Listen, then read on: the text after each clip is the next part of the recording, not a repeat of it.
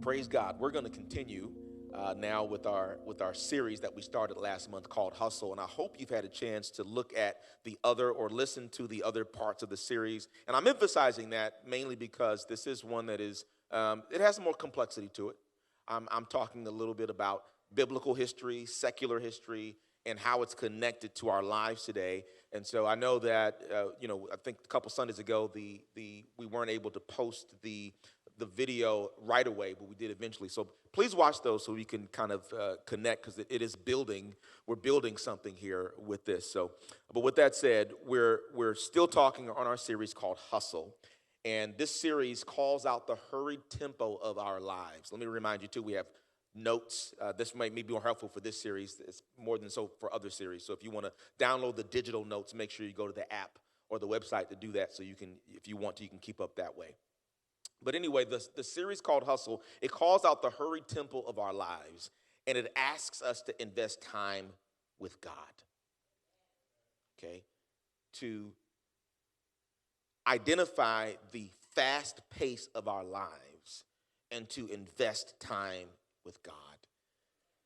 And I'm intentional about the word invest because it requires us to really to sacrifice time, energy, money from other things so that we can spend time with God. It's an investment because in the moment, you don't necessarily see the benefit. Right now, we all have had times of prayer, and we can, in the moment, we sense God's peace, sense God's joy. Sometimes we pray something, and sometimes it immediately happens, but many times it's an act of faithfulness to continue to spend time with God, particularly when demands are made in our lives, and there are things pressing.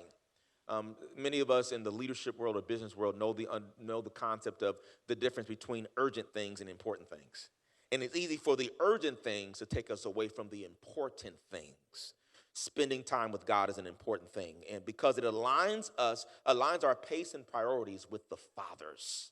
Okay, Jesus modeled this. He is the Son of God, God in the flesh, and yet as a man on this earth, he prioritized time with the Father. He only wanted to do what the Father wanted him to do. He only wanted to say what the Father wanted him to say. That was predicated on time with the Father. So this message places a strong emphasis on slowing down so that we can prioritize our time with God. However, we wanted to put this in a richer context, which is why there's some complexity, but we are going to explain things to you. So we're building on what we've been talking about, but here's the broader context. We have looked at the Industrial Revolution and its impact on our fast-paced, technology-driven lives. Now, this is not an anti-technology message. Technology, just like money, is not evil in and of itself. It's really what we do with it. However, the culture has us in algorithms. It has us in patterns, and it is driving our lives, but making us feel like we're in control. That's the delusion. That's one of the reasons why one of the assignments I gave you is to watch the movie The Matrix, right? And if that one's too complicated, there's a simpler movie that has a similar message. What is it? The Pixar movie with the robot? WALL-E, yes. WALL-E has a similar message, okay? But the concept is that our lives are driven by this virtual world, okay? And making us feel like we're in control, but we're really being driven by forces we don't understand. Okay, so let me say a bit more about the Industrial Revolution, just reviewing from last week here still. But the Industrial Revolution, and I'm adapting a definition from the Encyclopedia Britannica. The Industrial Revolution was a process of change that shifted our economy from one based on agriculture and handicrafts to one based on industry and machine manufacturing. And last week, not last week, but 2 weeks ago, last week was Mother's Day, we talked more extensively about this world of agriculture and things we produce with our hands. That's how we used to live. It used to be that anything in your house had to be made by you. You couldn't buy it at a store. You couldn't go order it. Amazon couldn't deliver it. There was no electricity. You had to make candles. There was no furniture store. You had to make the table and the chairs. There was no clothing store. Someone had to sew your clothes, right? And so when you farm and make things with your hands, life moves at the pace of nature. Whatever nature's pace is, that's your pace, okay? Which is, I guess, fine in a vacuum. However, humanity becomes frustrated with this. Because you can move at the pace of nature, but regardless of how well you steward nature, whether it be the globe or your body or whatever, animals, whatever it is, no matter how you manage nature's resources, you are still left vulnerable to what? The aging process, to natural disasters, to wild animals, to criminals, to poverty, to sickness, and to untimely death. Like you're still, like you can do everything right and still something untimely happened because of something that happened in nature. Right?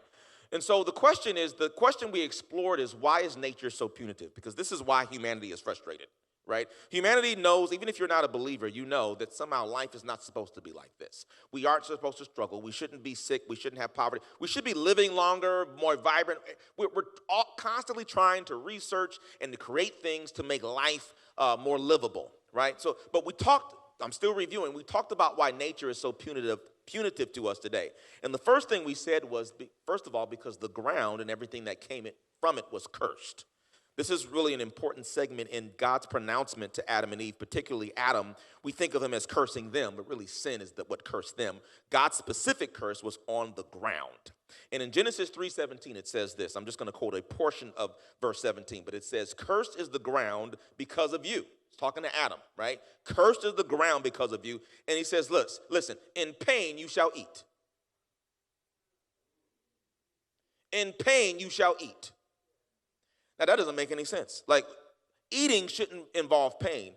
But in the world after the fall, it does, because you have to struggle to get produce from the ground. The earth used the ground used to lavishly give us its goods, but after the fall, it no longer was doing that, right? And so in verse 19, the Lord continues. He says, "By the sweat of your face you shall eat bread." So eating and your basic life needs require struggle. That's the norm, which makes poverty the norm. Poverty is the norm unless you do something different. If you just stay, you don't do anything extra, at some point you're going to be poor.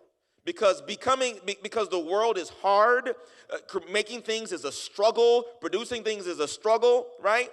And so what happens is the earth is, instead of lavishly producing its goods, it's actively resisting human efforts and now requires strenuous work to yield fruit. I said in the first service, the Mormons every year, they send their young people out to missions, and every young person in the Mormon church has to spend 2 years in the mission field. I think every human being in the world should have to spend 2 years working agriculture.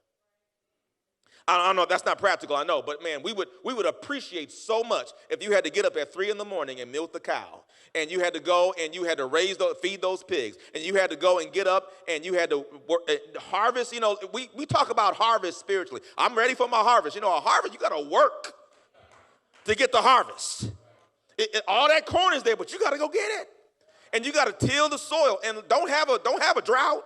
Don't have locusts come, then what you gonna do? You had to deal with the elements. But that kind of life kind of reminds you of the world without technology as we know it, right? And this is where the concept of you don't work, you don't eat comes from, right? The difficulty of securing a livelihood from the soil makes resources scarce and competition for them fierce. Because you want a competitive advantage. You just don't want to be like the masses of people who are struggling. You wanted a competitive advantage. Now here's the other challenge with when I talk about why is nature so punitive. Here's the other thing that comes up: because of sin. Right. So when we speak about the competitive nature of humanity, guess what? People born with a sin nature are willing to participate in immoral, unethical, and illegal activity to secure what they need. Right?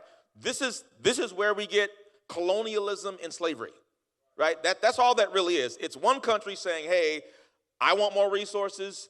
Somebody's going to fight me to get it. I'm going to get them before they get me. So I'm going to expand my territory, and that's kind of where that comes from, right? People will use immoral, illegal, or unethical resources to get what they need. Humanity's been doing this from the beginning, right? But this is because of the sin nature, right? So you have the ground, which is punitive to you. Then you have human beings, which are not being immoral, not being moral or ethical. They're doing things illegally. They're doing whatever it takes to get what they want. And, I raise this question with students. I'm invited to go to my son's school every year to speak. And one of the things I ask the kids is, if you had all the power in the world, would you still be nice to people? If you can do whatever you wanted, right? And I tell this to kids because kids have limited power. They're really subject to the adults' decisions. And I'm saying one day, and I'm telling them one day you're going to have more power than you do. And when you do, will you use it responsibly? They always say yes, and I always tell them to slow down. I said, I get you. But one day, it's going to be more real, and you're going to have, that's a question you'll have to answer every day of your life.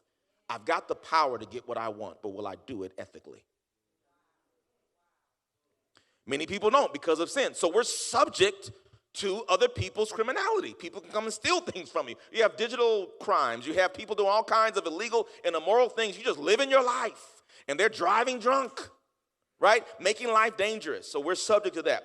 Here's the third thing we said that makes nature so punitive. The third thing was because of the aftermath of the flood. The flood changed the earth's physical environment to such a degree that it significantly decreased the human lifespan.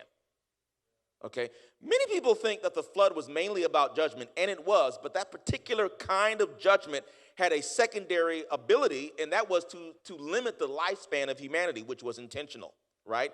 So we're still reviewing here. Genesis 6:3, it says, "Then the Lord said, my spirit shall not abide in man forever, for he is flesh." This is just before the flood, he says this, right? "His days shall be 120 years. This was a punishment.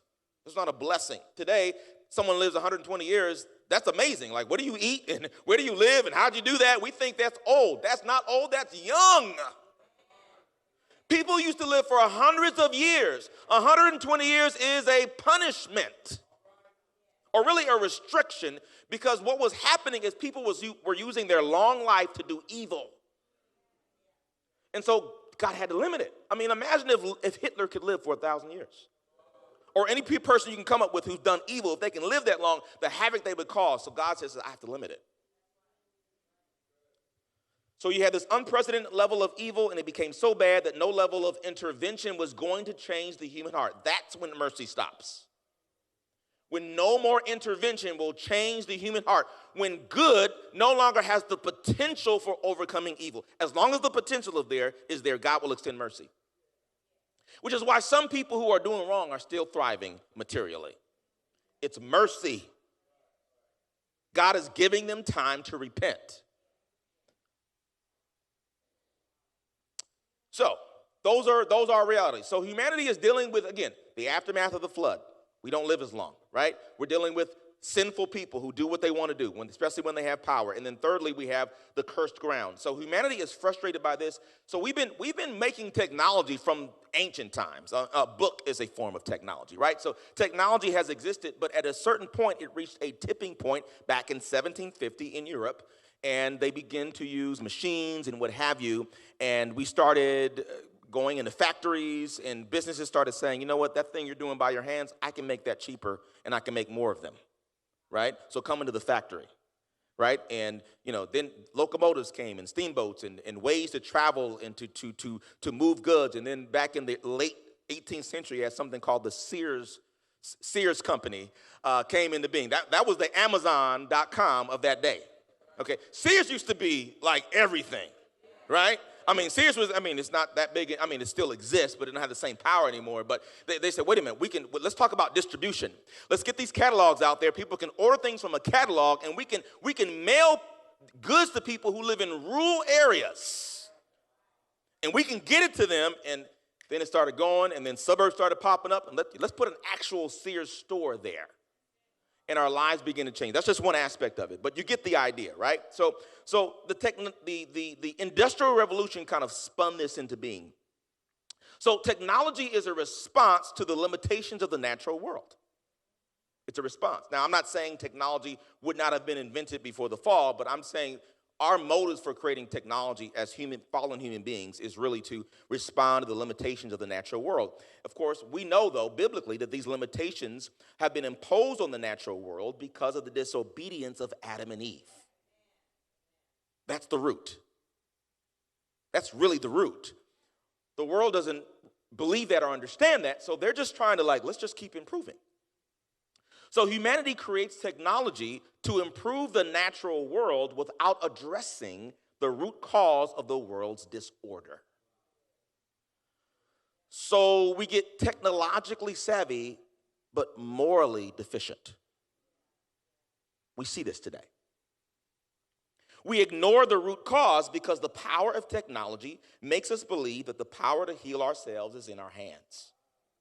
Again, I'm not challenging technology itself is not bad. There are many wonderful uses of technology. You should use it for those things. But the problem is if you have people with good motives and people with bad motives using technology, who wins?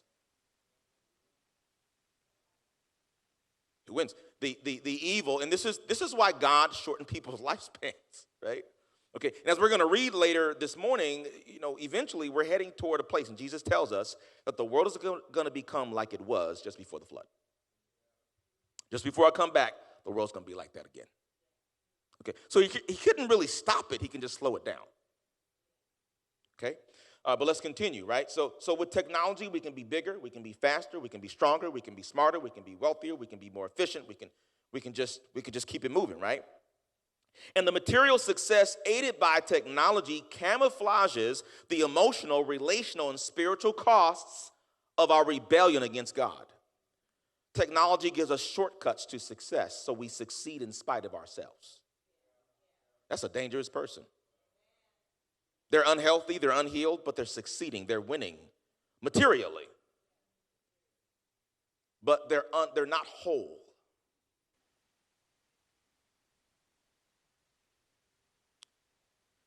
We live in a virtual world that hides in plain sight the costs borne upon our souls. Jesus speaks of this in Mark chapter 8, verse 36. He says this. This is a familiar passage. He says this. For what does it profit a man to gain the whole world and forfeit his soul?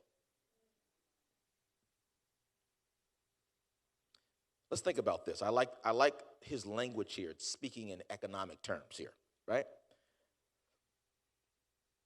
That's a pretty sweet deal.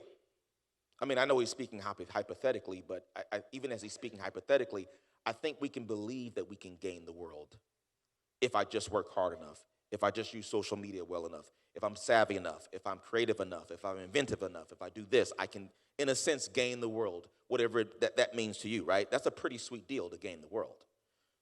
The world was offered to Jesus in a temptation, right? That's a sweet deal, right? Human ingenuity and effort combined with technology and some competitiveness, maybe some craftiness, maybe some self-centeredness here and there, right? Whatever you've got to do. Isn't that what you learn in this world, that life gives you no favors?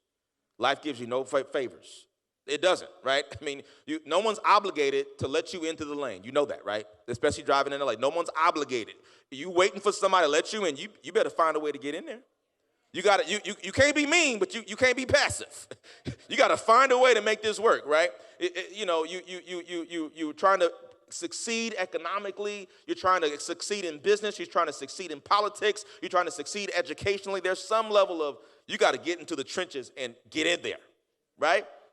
You got to do what you got to do. You got to eat or be eaten. You want fame, fame costs. You got to put in the work. You got to be the first one up, last one to bed, right? All that. We understand the reality of this natural world, okay? And the world will pay you handsomely for that. We see people on YouTube all the time who, they're trying to enlist you into their program or whatever their seminar is because I did it. But I'm only going to take people who are willing to do the work, and they're trying to get you to do the same thing because this is what we got to do to win. And that's all fine, and we know that there are benefits that will come from that. But what Jesus is saying is that after that, you need to subtract expenses. Because if I'm a true accountant, I'm not impressed by how much you make. I'm looking at how much expenses you have. If I'm a true accountant, I'm not looking at how much money your business is making. I want to know, after you make the money, how many expenses do you have? And our problem is that we're not subtracting expenses. That is, the expenses to our soul. And what he's saying is that once you do that, what you discover is that it is a net loss. You won, but you lost. You lost. You didn't make a profit. You made a sale, but you didn't make money. And there's businesses all around. You don't know this. They're in business, but they're going out of business. You see people, traffic, it looks like they're doing well, but they're losing money with every purchase. And because we're not doing a cost-benefit analysis spiritually, emotionally, relationally, because we're not looking at the balance sheet of our lives, we are delusional. And we are hurrying our way to judgment. I don't necessarily mean you individually, I just mean as a society. And according to Jesus, we're going to be drunk on our perceived success, and we're going to stumble back into the state we were in before the flood. Let me quote him. Matthew 24, verse 38, he says this. For as in those days before the flood, they were eating and drinking, marrying and giving in marriage until the day when Noah entered the ark. And they were unaware until the flood came and swept them all away. So will be the coming of the Son of Man. Unaware.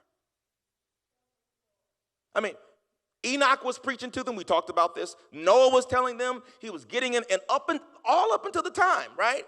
They are just living life as if life is just going to continue this way.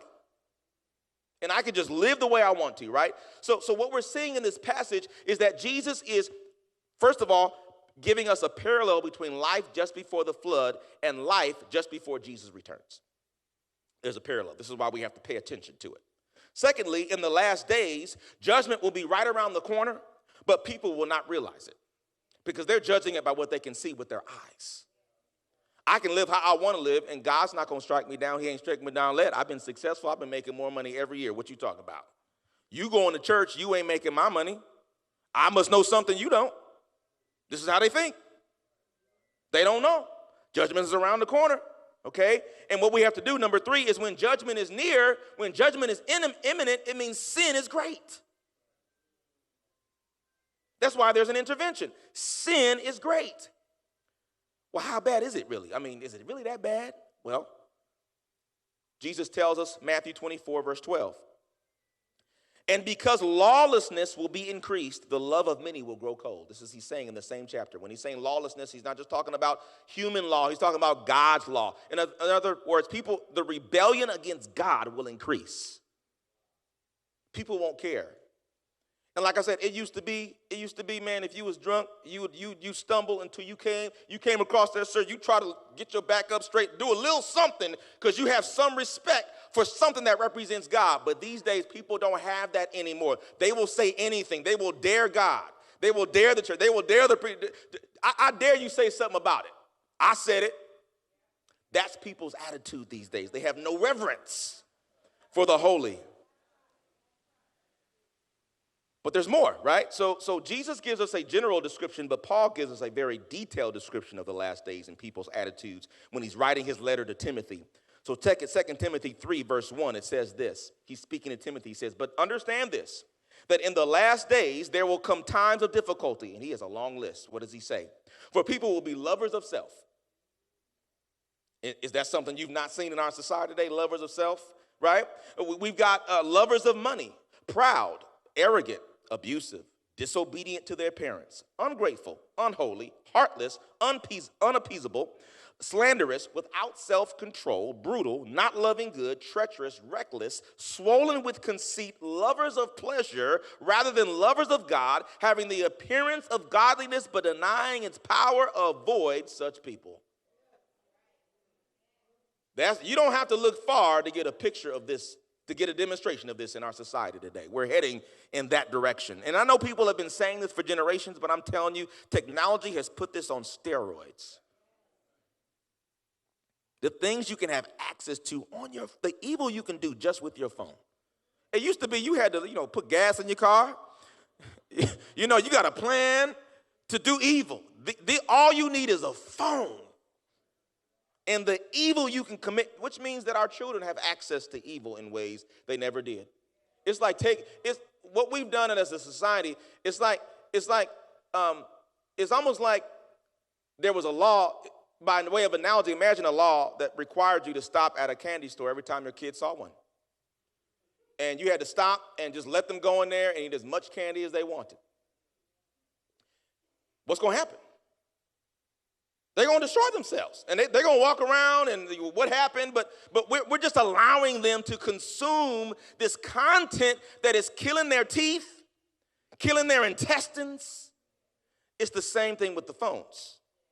And as a parent, you could just do your best to manage it, but really, they just unleash this on our society, right? It's almost like we're raising gremlins.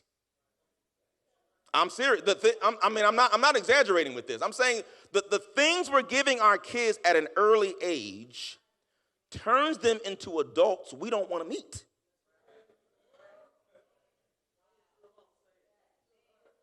We get angry at the adults, but we don't manage the children.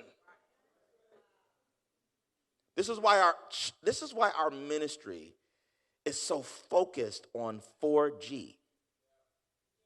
Because we can have successes as an adult community, but we have to go back and look at our children and our youth and say, okay, what's going on here? And every month or so, we got to see what's going on, because if we're not intentional, these days, it used to be the culture would get the rebound for you. Right? You know, when you a parent and you can't quite do it, you got uncle, you got mama, you got grandmama, you got the community.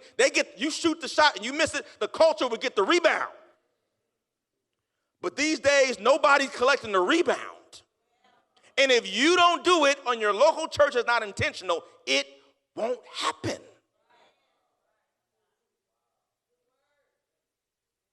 Now, our response to this reality should be repentance, lament, and cries for mercy, but we don't do that. It used to be, hey, listen, it used to be your mama find out, that'd be one thing, but mama, please don't tell daddy. Just don't. Mama, what I got to do? I got to mow the lawn? Do I got to wash the... Don't tell daddy. It used to be that a parent could put the fear of God in you. It ain't like that today as much. Young people will be like, I did it. What you going to do about it? And that's the culture's response. Now, they should be crying out for mercy. They should be, I'm sorry, but what we're just, as Jesus is saying, we're just going to keep partying. But like it's 1999, we're going to get drunk. We're going to have a good time. Life is good.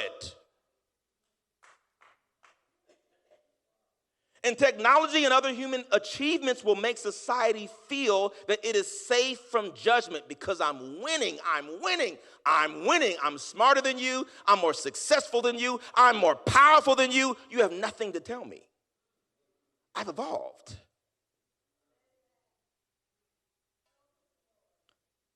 They think they've outwitted God in anything that would place limits on their freedom. So with this, we talked that for the year, our theme is grown. We had a series titled Grown, so I want to kind of bring that back into this conversation because this very attitude that I can do whatever I want with no consequences, these sentiments characterize what the culture calls grown. We said in our earlier series at the beginning of the year that the culture defines grown as the state people are in when, one, they have reached a certain age, two, when they can be expected to take care of themselves, and three, when they have the privilege of doing what they choose as long as it does not infringe on anyone else's pleasure or liberty. And that's what people say today. Why are you judging me? I'm not hurting anybody. I'm not affecting you. Why you care about me? That's my business. You should be in your own business. You can't be in my business. Why you judging me? Why you judging them? They're not hurting you. They're not hurting you. They're not hurting you. That's an immature attitude. That's a naive attitude. The culture thinks that unless what you're doing is undermining the quality of someone else's life, they should not be judged. I should not be held accountable. The idea is that when you're grown, you are accountable only to yourself. When you are grown, you are rewarded with autonomy, which is inherent permission to do whatever you want to do regarding matters that pertain to you. That's the culture's attitude. And this is why people are just doing what they want, and they feel they can do it without consequence because the technology gives them advantages. You used to have to call people. You used to have to write people letters. You couldn't used to have a tap for somebody and just send them a text. You would have to have a conversation and deal with it. But now you got technology. You can handle all your business and never really deal with any of your relationships.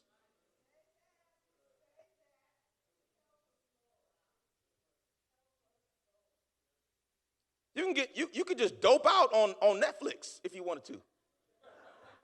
Who's gonna stop? It used to be you had to wait a whole week to see what happened next. You had to watch the commercials. You can veg out on your phone. All that avoidance, you couldn't do that before, but now technology makes that possible. And it is a defense mechanism against wounds, and here's where we're going to tie it in together. We're going to talk about wounds today. I'm going to tie it back to this technology issue. I'm going to tell you why we're talking about wounds. What do I mean by that? Well, what I mean by that is we all navigate this world encountering injury. We all understand this on a physical level. There's no adult in here who's never been cut, bruised, scraped. Like, that's just inevitable. You can't go through life, not even as a baby, without at some level getting bruised or injured. Now, some people just have minor cuts and scrapes and bruises. Some people get broken bones or other forms of serious physical trauma. It's unavoidable. Living in this world means you will experience physical injury of some kind. No one gets to avoid engagement with the texture of this physical world with all its unevenness and unpredictability. It's just, you understand this. As a parent, you can't protect your kids from everything. They're going to fall. They're going to eat dirt. They're going to, whatever they're going to do. Some of it's going to happen. You try to prevent the major stuff. But guess what? What is true about our physical lives is also true about our inner lives. No one gets to avoid wounds to the soul, to the heart, to the mind. That is injuries that register emotionally. We're all subject to them. Sorry, you were born in this world, in this life. It's rough, it's tough. And even if you had perfect parents, you're still going to be wounded and offended. Just because you were the second child, just because you were the third child. Right? The way we perceive things, especially as kids, we're like, well, they should treat us fair. Well, your concept of fair is specific to you. And your parents are trying to do what they're trying to do. Even if they're doing right by you, you think they're being mean. Why did you give my brother strawberries and you didn't give me strawberries? Because you don't like strawberries. But you don't like the fact we're giving them something extra, so you want us to give you the same thing. And you're treating that as if we're treating you foul, when really we're treating you right.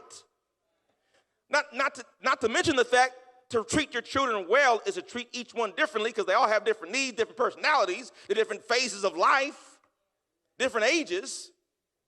But we're going to process that through our filter, and we're going to be offended. We're going to be injured. We're going to be wounded. Jesus addresses this in the Gospels in Matthew chapter 18, verse 7. He says this, woe to the world because of offenses. I'm reading from the New King James Version here. Woe to the world because of offenses, for offenses must come. That is, they are inevitable. But woe to the man by whom the offense comes. Okay, I'm going to unpack this a bit. First of all, let me say that the word offense here is, the most modern translations of this text will say temptation, which I think is the better term here. But I'm pointing out the use of the word offense in the New King James because I think the word offense is still truthful in this context. And by that I mean that much of what tempts us comes from what offends us. Much of what tempts us comes from what offends us. In other words, we get offended, we get wounded, and out of that wound, we sin. I was just doing marriage counseling, I don't know, a month or two ago with someone who, the couple was having a hard time. The husband was speaking of, yeah, I admit I did ABC, but guess what? I had a rough life growing up, okay? And he did. Facts. Daddy didn't do what he needed to do. Mama didn't do what she needed to do. And I'm that way because he was. He is absolutely right. And guess what? I'm sure his parents can say the same thing about their parents. Right? So at what point, what we're doing is we're getting wounded and sinning out of our woundedness and complaining to people who wounded us, but then we're not dealing with what we just did. We're continuing the cycle. Now I'm wounding people from my wound, and they're wounding people from their wound. At what point do we heal? And this is what we're talking about because we live in a world in which nature is punitive, including other human beings. And you don't even have to be, you could be minding your own business. You were just born. Trauma from day one. Right? If you're a child, you're subject to the decisions of adults that you can't control. And your whole life, it could be abuse, it could be neglect, it could be major neglect and abuse, or it could be subtle. Either way, you're wounded. And then you got to deal with it, and then no one helps you. We just had a conference here yesterday, my father's organization called the Nehemiah Project LA, which focuses on foster youth and when they become adults and transition out of the system. The system is cruel. You turn 18, they kick you out. They don't give you any resources, and many of them just go to the street. No family, they just like, we're done with you. Is that their fault? No. But what does it create? A wound. A wound. And I'm going to jump down to Matthew 18:6. This is really important, right? Because Jesus is really focused on the folks who offend children. He says this, verse 6, but whoever causes one of these little ones who believe in me to sin. That's what we're doing. Now sometimes we're doing the best we can. Even if we're doing the best, our children can still be wounded. I just want to say that again, like you can't control all the wounds. You could just do everything, quote unquote, perfectly, and your child could still be mad at you for something because of how they're experiencing the world, because they have a sinful nature too, right? But we're talking about people who are actively abusive or neglectful. But whoever causes one of these little ones who believe in me to sin, it would be better for him to have a great millstone fastened around his neck and to be drowned in the depth of the sea. This is hard. This is Jesus talking. Because of the damage you cause to a child. What do we see in Ephesians 6:4, right? It says, fathers, do not provoke your children to anger. Now, this applies to mothers, too. We talk about fathers even in our culture. We understand the issue with absentee fathers, etc. But there's also something called a mother wound as well. And those can happen as well. We shouldn't dismiss those because, again, this is reality. This is how people are experiencing their lives. So it could be parents as well. But specifically, fathers, do not provoke your children to anger, but bring them up in the discipline and instruction of the Lord. We have to be intentional. And here's where it hits home. When you get wounded, especially when you're a child. When you're a child, you have no power. And so you sit there. How many people, well, I don't think everybody's into basketball, but we saw the Minnesota Timberwolves handing it to the Denver Nuggets. And Jokic, their star player, as they were losing the game, I just saw him, and he was just standing there looking. He wouldn't say anything. He was just looking at them get a beat down, right? And you couldn't see what he was thinking, but you knew what he was thinking. It's like, okay, Game 7, I'm coming for you. I'm coming for you. You could just see him plotting in his head. That's what some kids do. Look out for them quiet ones. Because they tired of their older brother kicking them, hitting them. They're tired of sharing, getting left out. They are plotting. And this will never happen to me again. I will never let someone do. I will always do. I will never let. And when they say I will always and I will never, do you know what that is? That's a vow. The scripture speaks of that. There's a place in Leviticus, and it talks about the sin of making rash oaths. If I go to Leviticus chapter 5, verse 4, it says this. I know this is Old Testament, but the principle applies. It says, or if anyone utters with his lips a rash oath. Look at this. To do evil or to do good. You would think that if it's an oath to do good, it's just good. No, it's not. Because it was made out of a rash oath. And a rash oath is a commitment you make without thinking about it, out of the emotion of the moment. And there's something that happens at a spiritual level where it locks you into it. It's like a curse. Right?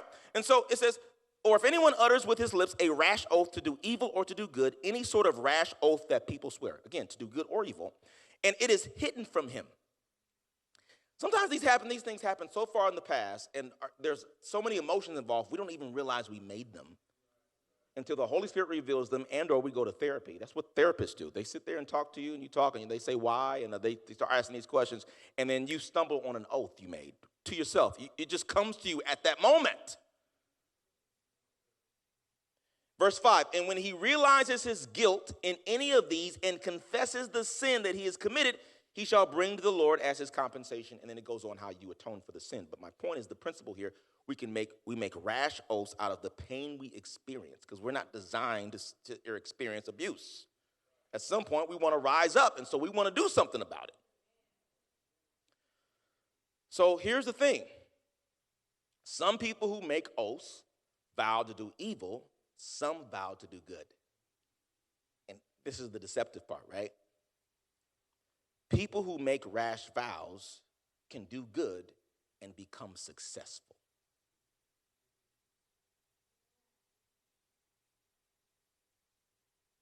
You can't deny their success. They're successful.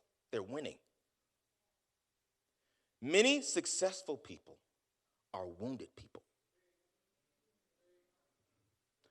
Their wound gave them their work ethic. Their wound gave them their discipline. Their wound gave them their vision. Their wound gave them their motivation. The classic example is Michael Jackson.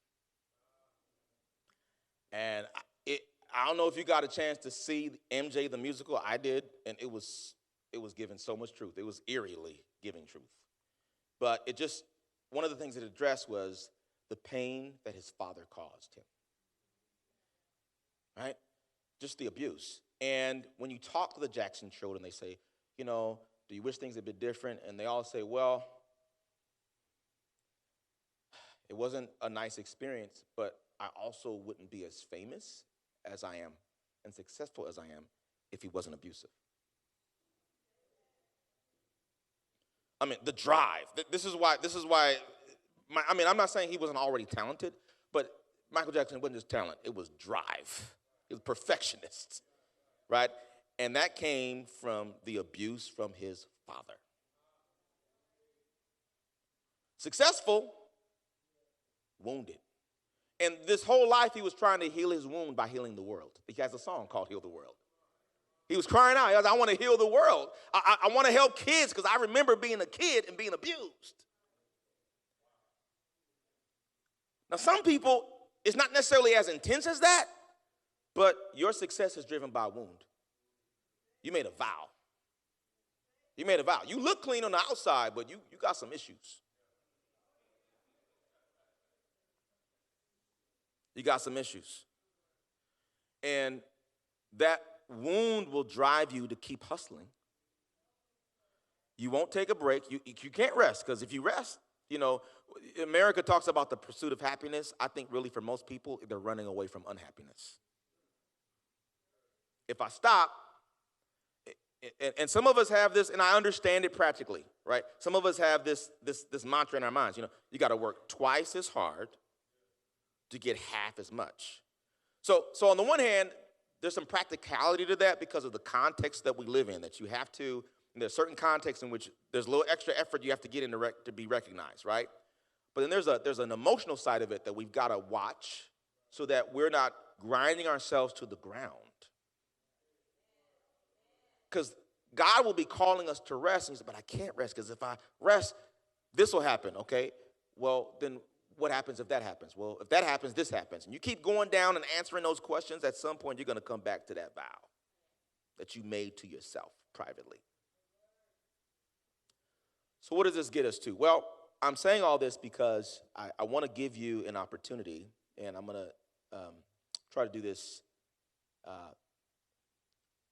weird to say this, efficiently, okay? But what we want to do is, I know we're streaming. People can see us, so if that bothers you, you may or may not want to come up. But I want to give you this opportunity because we want to break some bondages today, spiritually, okay? So if you recognize that even as I'm talking, you made a vow, private vow. You don't got to tell me what it is, but you want some prayer to break it, okay? Because it's driving you, okay? I just want you to come up, and we're gonna pray for you.